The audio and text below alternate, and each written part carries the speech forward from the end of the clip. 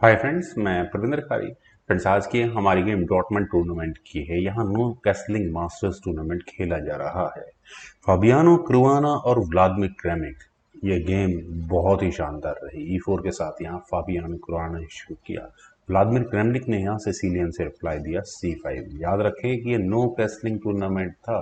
Castle नहीं कर सकते दोनों खिलाड़ी।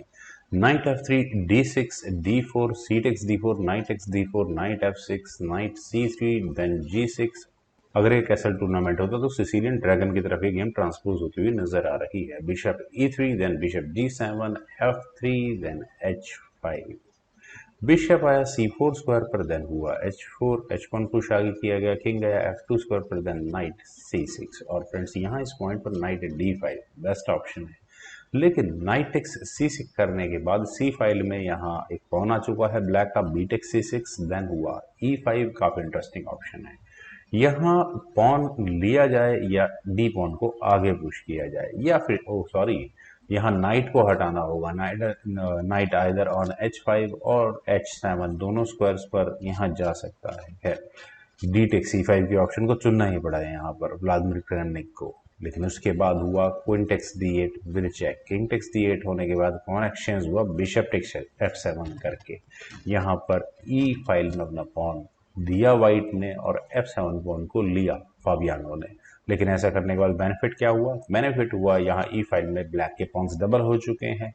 g6 square pawn under threat है, डिफेंस किया बिशप को f5 स्क्वायर पर ले जाकर। रुक से एक चेक आई, किंग गया c7 स्क्वायर पर, देन बिशप आया वापस b3 स्क्वायर पर e4। फ्रेंड्स, यहाँ e4 होने के बाद व्हाइट के पास डायरेक्टली एक चेक देने की ऑप्शन है। जरा मैं इस ऑप्शन को यहाँ कंसिडर करके देखना चाहूंगा कि अगर बिशप f4 चेक होता है तो होगा क्या। किंग को b7 स्क्वायर पर जाना होगा, देन रुक e1 स्क्वायर पर आएगा और यहाँ e4 स्क्वायर पर व्हाइट अगेन विनिंग हो जाएगा। अदरवाइज यहाँ एक चेक देने के साथ साथ बिशप भी गंवाना पड़ सकता है। It means e4 point pin होगा। लेकिन चलते हैं एक्चुअल गेम पर। यहाँ इस पॉइंट पर खेला गया रुक अटैच गोज टू e1, रुक्स को सेंट्रलाइज किया गया। तो मुझे ऐसा लगता है कि ब्लैक शायद e5 अगर कर देता है तो बेटर ऑप्शन होती है। बिशप को एक्सपोजर नहीं मिलता है, लेकिन रुक को d8 स्क्वायर पर लाने के बाद ब्लैक के सामने सबसे पहला तो एक क्वेश्चन आया, चेक से कैसे बचे। बिशप f4 चेक, किंग चलिए b7 स्क्वायर पर चला गया। लेकिन उसके बाद rook takes d8, rook takes d8 होने के बाद हुआ बिशप g5। नाइट को एलिमिनेट करने की तैयारी है। वही e4 स्क्वायर पर प्रेशर रखा गया है। अगर कौन एक्सचेंज होते हैं तो किस तरह से चेक्स आएंगी, नाइट को किस तरह से एलिमिनेट किया जाएगा, वो देखने वाली बात होगी। खैर, इस पॉइंट पर क्या क्या ऑप्शन है, जैसा कि मैंने अभी थोड़ी देर पहले कहा, ई टेक्स f3 की ऑप्शन। लेकिन अगर यहाँ से गेम आगे बढ़ती है तो रुक टेक्स c7 चेक, लेकिन इस बार रुक बीच में लग जाएगा। या फिर जी टेक्स f3 किया जा सकता है, लेकिन उसके बाद रुक e8 करना ही पड़ेगा, ये भी प्रॉब्लम है। लेकिन खैर, गेम फिर भी यहाँ ब्लैक मैनेज कर सकता है। पर यहाँ दूसरी ऑप्शन का कंसिडर किया जाए, नाइट h7। बिशप को इतना एग्रेसिव स्क्वायर पर नहीं होना चाहिए, लेकिन ऐसा करने के बाद बिशप टेक्स h4 है देखने के लिए।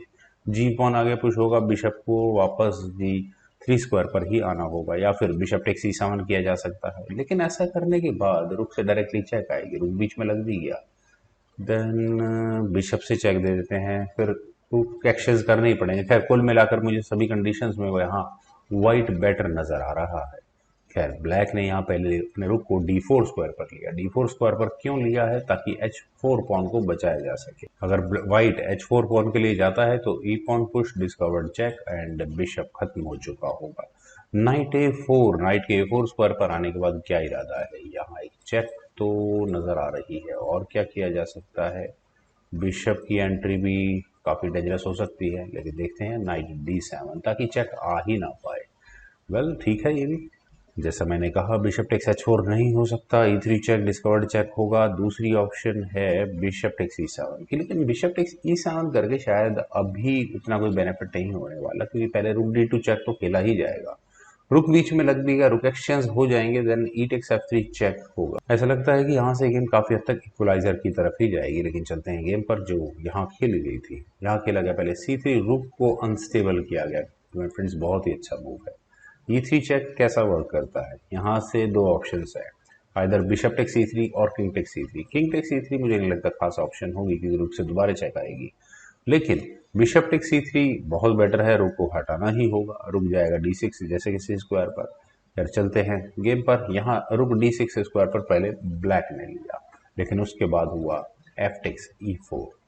यहाँ पर F टेक्स E4 ना होकर शायद बिशप टेक्स H4 नहीं किया जा सकता था। किया तो जा सकता था, लेकिन उसके बाद रुक की एंट्री आती चेक के लिए, देन रुक बीच में लग गया, रुक एक्सचेंज बेटर ऑप्शन थी ये भी। खैर यहाँ खेला गया F tech C4। F tech C4 होने के बाद बिशप पर अटैक बना, बिशप गया G4 स्क्वायर पर। और अगर इस पॉइंट पर जल्दबाजी की, बिलीव इट, ये गेम व्लादिमीर क्रेमनिक ड्रॉ की तरफ खींच कर ले जाएंगे। जो डोमिनेंस यहाँ व्हाइट की है इस गेम में, वो बड़ी जल्दी नलीफाई हो जाएगी। कैसे? बिशप टेक C7 का एग्जांपल लेते हैं। रुक पर डायरेक्टली अटैक बनता है, लेकिन अगर यहाँ से गेम आगे बढ़ेगी तो रुक से पहले चेक आएगी, किंग को G1 स्क्वायर पर ही जाना होगा, then H3 H pawn push होगा, बिशप टेक्स H3 होगा, उसके बाद नाइट की एंट्री, वो भी कुछ चेक या चेकमेटिंग थ्रेट्स के साथ आ सकती हैं। खैर वो काफ़ी लंबी कैलकुलेशंस हो जाती है इन बिटवीन। यहाँ व्हाइट के पास भी ऑप्शंस होगी किसी तरह से रिप्लाई करने की। एक ऑप्शन है बिशप टेक्स H4 की, लेकिन अभी शायद फिर वही जल्दबाजी होगी, क्योंकि और यहाँ इस E7 पॉन पर डिफेंस हो चुका होगा। यदि चलते हैं एक्चुअल गेम पर, यहाँ हुआ था H3, बिशप पर दोबारा अटैक बना, बिशप गया H5 स्क्वायर पर, देन हुआ बिशप टेक्स H4। बिल्कुल सही टाइमिंग के साथ यहाँ इस पॉन को लिया गया है। इस पॉइंट पर व्लादिमीर क्रेमनिक बिशप F6 की ऑप्शन को बिल्कुल 100% श्योरली मिस कर गए। ये जरूर चलना चाहिए था। एक्सचेंज होता है, रुक से चेक आती, बहुत अच्छी ऑप्शन होती, लेकिन नाइट के E5 स्क्वायर पर आने के बाद आप यहाँ इस पॉन की पोजीशन को देखिए। यहाँ हुआ बिशप टेक्स E5, रुक D2 चेक। चलिए रुक तो बच गया है, किंग F1 स्क्वायर पर, देन हुआ बिशप H6। और यहाँ से ये बिशप कहाँ जाएगा? शायद यहीं जाएगा, लेकिन नाइट C5 चेक, किंग गया यहाँ से B6 स्क्वायर पर। और इसके बाद यहाँ इस पॉइंट पर बिशप F6 पहले फाबियानो क्रुआना ने लिया, नाइट और नाइट। और फ्रेंड्स अब यहाँ व्लादिमीर क्रेमनिक इस गेम में काफी बड़ा ब्लंडर कर गए हैं। यहाँ क्या क्या ऑप्शंस हैं? किंग टेक C5 अगर मेटल एक्सचेंज होता है तो शायद बेटर होता, लेकिन आखिर मेटल एक्सचेंज क्यों नहीं किया व्लादिमीर क्रेमनिक ने, ये भी सोचने वाली बात है। या बिशप को F4 स्क्वायर पर भी ले जाकर नाइट पर डिफेंस होता है, तब भी वही कुछ इस तरह से गेम खेली जाती। लेकिन नाइट F3 का मूव इजीली एक्सप्लेनेबल नहीं है, ना तो मुझे यहाँ से कोई ड्रॉ की पॉसिबिलिटी नजर आती है, ना ही कुछ और। अगर जी टेक्स F3 किया भी गया, आखिर क्यों करेंगे? नाइट A4 चेक होगा, व्हाइट क्लियरली विनिंग है, कंप्लीट पीस डाउन हो चुके हैं यहाँ पर। King A5, then g takes F3, bishop takes F3, H4। कोई तरीका है इस गेम को बचाने का? I don't think so. और ऊपर से E5 का ये पासर, जिसे रोकने वाला कोई नहीं है अभी फिलहाल। तो रुक H2, रुक H2 स्क्वायर पर आने के बाद क्या किसी तरह की कोई चेक आ सकती है? मुझे तो लगता नहीं कि बिशप भी कहीं ऐसे स्क्वायर पर आ सकता हो जो चेकमेटिंग थ्रेट्स दे रहा हो। Bishop D8 check, king B5, C4 check, king B4, bishop E7 check, ताकि हाँ ठीक भी है। किंग गया यहाँ से A5 स्क्वायर पर, A3, देन हुआ किंग A6। मुझे यहाँ ये चेकमेटिंग थ्रेट क्यों नजर आ रही है? बचने के रास्ते फिर भी होंगे। यहाँ से बिशप G5, यहाँ पहले बिशप एक्सचेंज आस्किंग, लेकिन नहीं किया। बिशप F8, E5, C5, रुक E3, बिशप पर अटैक बना, बिशप गया C6 स्क्वायर पर, देन हुआ E6। अगले मूव में क्या थ्रेट है? थ्रेट क्लियर है, पॉन को आगे पुश करो, बिशप D6, बिशप के D6 स्क्वायर पर आने के बाद फाबियानो क्रुआना का लास्ट मूव था E7। और यहाँ इस मूव के बाद रिजाइन करना ही पड़ा व्लादिमीर क्रेमनिक को, क्योंकि ये पॉन अगले मूव में क्वीन प्रमोट होगा ही होगा, आइदर लाइट स्क्वायर और डार्क स्क्वायर। एक बिशप और गंवाना पड़ेगा यहाँ पर ब्लैक को, और 2 पीस कंप्लीट लीड में होंगे फाबियानो क्रुआना। फ्रेंड्स काफ़ी अच्छी गेम थी, मैराथन गेम। मुझे उम्मीद है आप सभी लोगों को भी गेम जरूर पसंद आई होगी। तो आप लोग इस वीडियो को लाइक करें, शेयर करें, और मेरे इस यूट्यूब चैनल चैस गुरु को प्लीज़ सब्सक्राइब जरूर करें। आपके कमेंट्स का मुझे बेहद इंतजार रहेगा। Thank you for watching and bye for now.